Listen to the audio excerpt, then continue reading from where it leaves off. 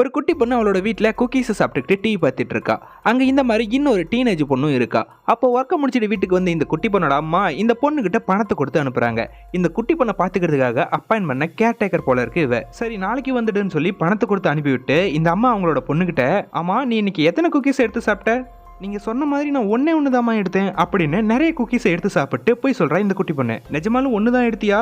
நான் குக்கி ஜாரில் மொத்தம் எத்தனை குக்கீஸ் இருக்குன்னு எண்ணி வச்சிருந்தேன். நீ பொய் சொல்லியிருந்தேன்னா நான் கண்டுபிடிச்சிருவேன்னு சொல்லிட்டு அந்த கரடி பொம்மை குக்கி ஜாரில் இருந்த குக்கீஸை கவுண்ட் பண்ணுறாங்க.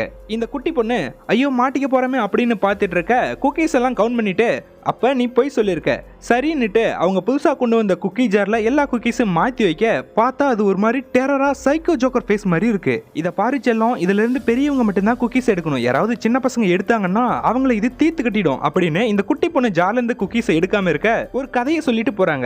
இதை பார்க்கும்போது இந்த குட்டி பொண்ணு லைட்டா பயப்படுறா.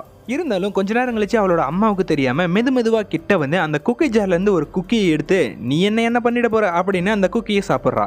அப்படியே நைட் ஆயிட இவ அதே சோஃபால அப்படியே படுத்து தூங்கிடுறா. டிவின்னு ஓடிட்டே இருக்க டிவி சத்தத்தினால முழிச்சு பாக்குறா. அப்போ டிவில ஒரு செகண்ட் எதையும் நோட் பண்றா. ரிமோட்டை எடுத்து பேக்வேர்ட் பிளே பண்ணி ஸ்டாப் பண்ணி பார்த்தா அதுல ஒரு இடத்துல இந்த ஜோக்கர் ஜார் பேஸ் மாதிரியே ஏதோ ஒன்று ஒளிஞ்சுக்கிட்டு இந்த குட்டி பொண்ணை பார்த்த மாதிரியே இருக்கு. இவளும் பயத்துல அம்மா எங்க இருக்கீங்க அப்படின்னு கூப்பிட எந்த பதிலும் இல்ல. இவளும் கூப்பிட்டுக்கிட்டு மேல வந்து அவளோட அம்மா ரூமுக்குள்ள வந்தா ரெட் கலர்ல பெட்ஷீட்டை போத்திக்கிட்டு ஏதோ ஒரு உருவம் அங்க நின்றுட்டு இருக்கு. இவளும் அவளோட அம்மா தான் அப்படின்னு நினைச்சு, என்னமா இது இப்படி விளையாண்டிட்டு இருக்கீங்க அப்படின்னு அந்த பெட்ஷீட்டை பிடிச்சி இழுக்க பார்த்தாங்க யாருமே இல்ல. இதை பார்த்து பயத்துல இவ கத்துன்னு கத்த பார்த்தா அது ஒரு கனவு. இவ சோஃபாலேயே தான் படுத்திருக்கா. இவளோட அம்மாவும் ஒன்னும் இல்ல பயப்படாத, அம்மா உன் கூட தான் இருக்கேன் அப்படின்னு எழுப்பிட்டு கட்டி பிடிச்சிக்கிறாங்க. அந்த குக்கி ஜாரும் அங்கேயே தான் இருக்கு.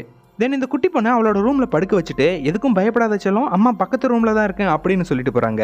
கொஞ்ச நேரம் கழிச்சு கையில டார்ச் எடுத்துக்கிட்டு கீழே வரா. வந்து ஒரு கோணிப்பையை எடுத்து மெதுவா அந்த குக்கி ஜார் கிட்ட வந்து அதை இதுக்குள்ள போட்டு வீட்டை விட்டு ரொம்ப தூரம் வெளியே கொண்டு போறா. தூரமா வந்து அதை நடுரோட்ல தூக்கி போட்டு உடச்சி சுக்குநூறு ஆக்கிட்டு அதை தூரமா தூக்கி போட்டுறா.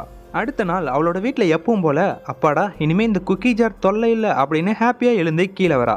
அவளோட அம்மா இங்கிருந்து குக்கி ஜார் எங்க போச்சு அப்படின்னு கேட்க எனக்கு தெரியாது அப்படின்னு போய் சொல்லிடுறா. இப்படியே 2 வாரங்கள் கழிச்சு இந்த வீட்டை காமிக்கிறாங்க. இந்த கேர்டேக்கர் பொண்ணு அந்த அம்மா வந்ததும் ஆளை விட்டா போதும் அப்படின்னு அடிச்சு பிடிச்சி ஆளை விடுங்கடா சாமி அப்படின்னு இந்த வீட்டை விட்டு தெரிச்சு ஓடுறா. அப்படி என்னதான் நடந்திருக்குன்னு தெரியல. இந்த குட்டி பொண்ணு அவளோட வீட்டில் இருக்க பொம்மை போட்டோஸ்னு ஒன்று விடாம அந்த cookie jar psycho joker face மாதிரியே எல்லாத்தையும் மாற்றி வச்சிருக்கா. உனக்கு ஒன்றும் ஆகல செல்லம், நல்லா தானே இருக்கா அப்படின்னு கேட்டுட்டு இந்த அம்மா அவளை ரூம்ல படுக்க வச்சுட்டு போக அங்க பார்த்தா இந்த சைக்கோ ஜோக்கர் பேய் படுத்துட்டு இருக்கு.